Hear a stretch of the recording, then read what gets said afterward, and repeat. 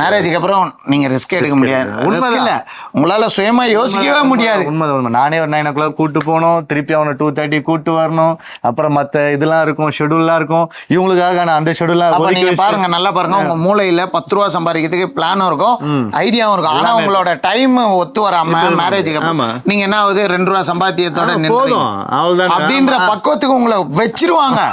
அதான் ஞானியே புடுங்கண்ணா, இருக்கதே புடுங்கன்னா போதும்டான்ற பக்குவத்துக்கு உங்களை உட்கார வச்சிருவாங்க. ஐ திங்க் அவ்வளவுதான். அது எதுக்கு நம்மளுக்கு, அதுதான் சொல்றேன்.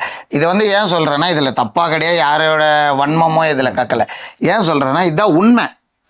அதனாலதான் நான் என்ன சொல்றேன்னா, மேரேஜுக்கு முன்னாடி எந்த ரிஸ்காக இருந்தாலும் இது, மேரேஜுக்கு அப்புறம் ஒரு கமிட்மெண்ட்ல நீங்க லாக் ஆனதுக்கப்புறம் எதை சொன்னாலுமே ஒருத்தரை கேட்டு செய்யற மாதிரி இருக்கும். எதுனாலுமே ஒருத்தரை கேட்காம டிசிஷன் எடுக்க முடியாது. அவங்க தான் பெரிய டிசிஷன்ற மாதிரி ஆயிடும்.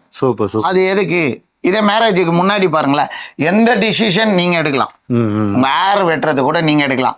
ஆஃப்டர் மேரேஜ் உங்க ஹேர்ல கை வைக்கணும்னா கூட டிசிஷன் கேட்கறது வேற ஆளுக்கு இல்லை. கரெக்டா? கரெக்ட் தான். சொல்றது கரெக்டா இல்லையா? ஏன்னா அவங்க கேட்டா அது அடக்குமுறைன்னு சொல்ல முடியாது.